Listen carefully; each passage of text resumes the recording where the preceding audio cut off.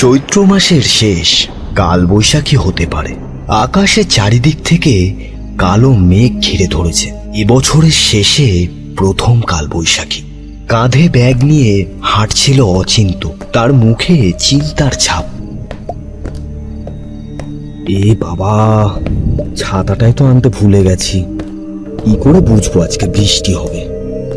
কাজ সেরে আবার বাড়ি ফিরতে হবে। কখনই বা পৌঁছাবো, কখনই বা আবার বাড়ি ফিরবো। এদিকে আকাশেও তো কালো মেঘে ছেয়ে গেছে। ধুর! হঠাৎ ঝমঝম করে বৃষ্টি শুরু হলো। অচিন্ত দৌড়ে গিয়ে একটা গাছের তলায় আশ্রয় নিল। না না, গাছতলায় দাঁড়ানোটা ঠিক হবে না। আমি বরং আর একটু এগিয়ে যাই। একটু পর বৃষ্টির বেগ একটু কমতে অচিন্ত আবার হেঁটে এগিয়ে যায়। বৃষ্টিতে ভিজতে ভিজতে পৌঁছে যায় রমেনবাবুর বাড়িতে। রমেনবাবু বাড়িতে আছেন? রমেনবাবু! দরজা খুলে বেরিয়ে আসেন রমেনবাবু। হ্যাঁ, এই তো বাড়িতেই আসার কথা ছিল।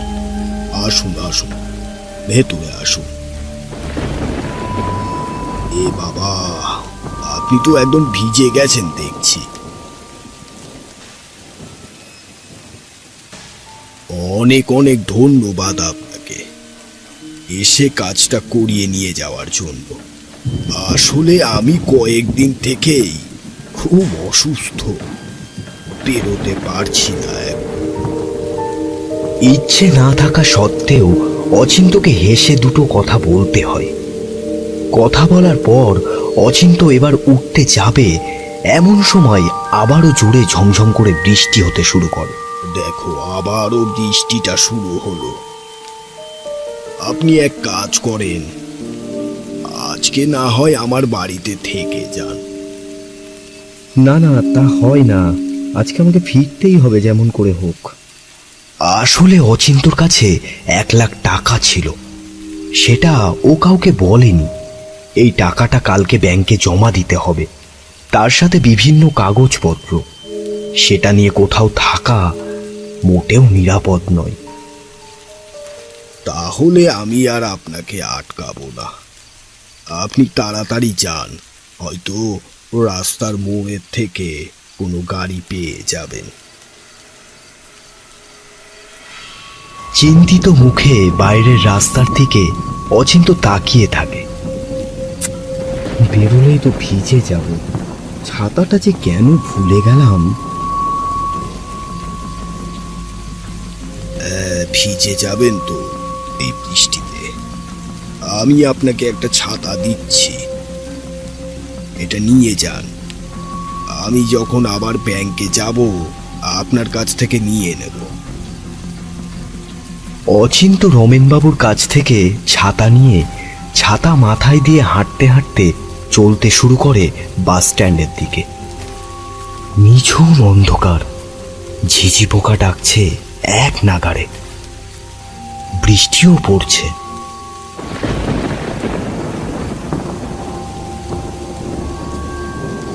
কি বিপদে না পড়লাম!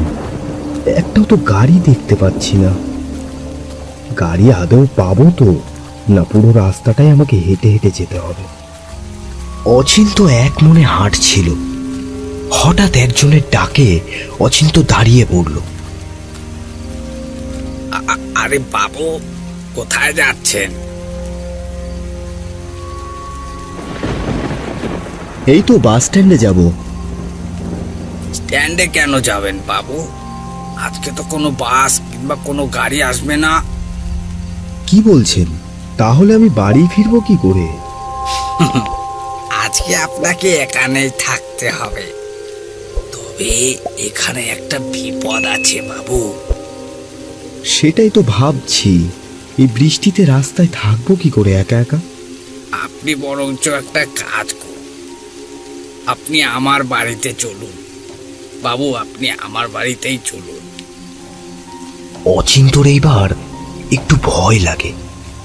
অচেনা একটা লোক তাকে নিজের বাড়িতে যাওয়ার আমন্ত্রণ জানাচ্ছে।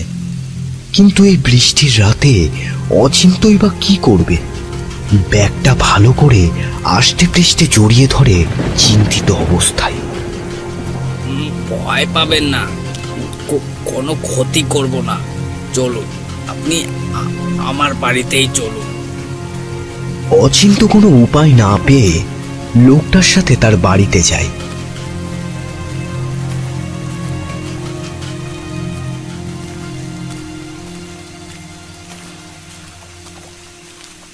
রাস্তার ধারে ছোট্ট একটা কুঁড়ে ঘর, টিমটিম করে একটা মোমবাতি জ্বলছে সেখানে। তার আবছা আলো যেন এক রহস্যময় পরিস্থিতির সৃষ্টি করেছে। আপনার ঘরে কি আর কেউ নেই? আপনি কি একাই থাকেন?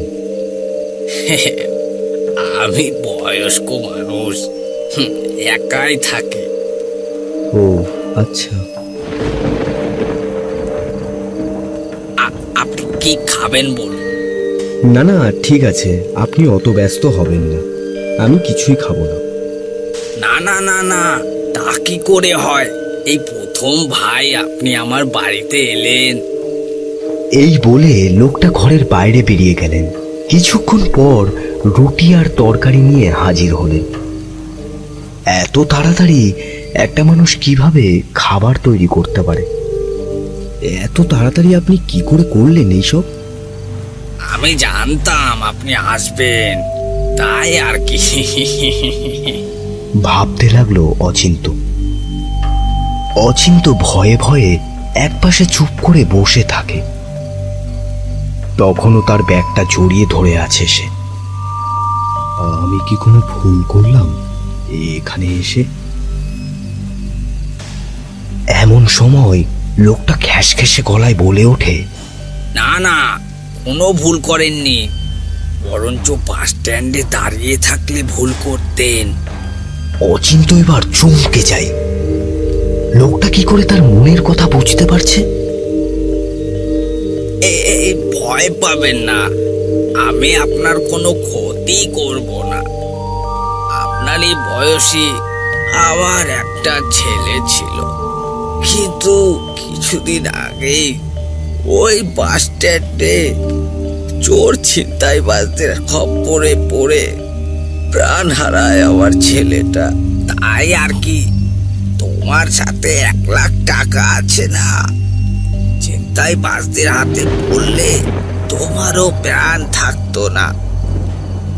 আপনি জানলেন কি করে আমার কাছে টাকা আছে? আমি তো আপনাকে বলিনি। আমি সব জানি, আমার কাছ থেকে কিচ্ছু লুকোনো যায় না, বুঝেছেন? আমি কার পাল্লায় পড়লাম রে? অচিন্ত দেখে লোকটা আস্তে আস্তে কঙ্কালে পরিণত হচ্ছে। এ তো একটা আস্ত ভূত। অচিন্ত ব্যাগটা হাতে করে নিয়ে দৌড়াতে শুরু করে। ঘর থেকে বেরিয়ে এই বৃষ্টির মধ্যে প্রাণপণে ছুটতে থাকে সে। আর পেছন থেকে শুনতে পায় সেই লোকটা তাকে ডেকে চলেছে অনবরত। ভয় পেলেন নাকি বাবু? ভয় পেলেন নাকি? এই বৃষ্টির রাতে বিভৎস এক অট্টহাসিতে চারিদিক ভরে যায়। অচিন্ত ছুটতে ছুটতে পৌঁছে যায় রমেন বাবুর বাড়িতে। রমেন বাবু, দরজা খুলুন, দরজা খুলুন তাড়াতাড়ি। রমেন বাবু, তাড়াতাড়ি দরজা খুলুন। রমেন বাবু দরজা খুলে বেরিয়ে আসে আর দেখে অচিন্ত হাঁপাচ্ছে। রমেন বাবু বলে, কি হয়েছে? আচ্ছা আচ্ছা, আগে ভেতরে আসো। তুমি তো একদম ভিজে গেছো দেখছি। কি হয়েছে?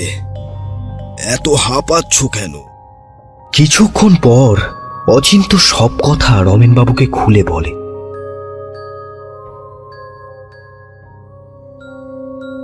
তখন রমেন বাবু বলেন, ও আচ্ছা, প্রায় 1 বছর আগে এইরকমই একদিন বৃষ্টির রাতে ওই বাস স্ট্যান্ডে একটা ডাকাতি হয়।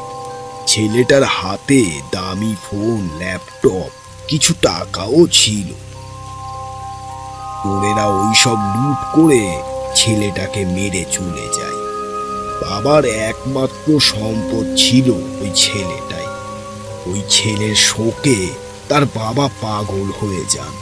তারপর হঠাৎই একদিন অ্যাক্সিডেন্টে ওই পাগল লোকটা মারা যান। অনেকেই বলে ঝড় বৃষ্টির রাতে নাকি ওখানে সেই পাগল লোকটাকে দেখতে পাওয়া যায়। পথযাত্রীদের নিজের বাড়িতে আশ্রয় দেয়, তবে কারোর কোনো ক্ষতি করে না। অচিন্তর বারবার মনে পড়ে যায় সেই লোকটার কথা। সত্যিই লোকটা তার কোনো ক্ষতি করেনি, কিন্তু একটা ভূতের সাথে এক বাড়িতে কয়েক ঘন্টা থেকেছে সে। এটা ভেবেই তার গাটা শিউরে ওঠে।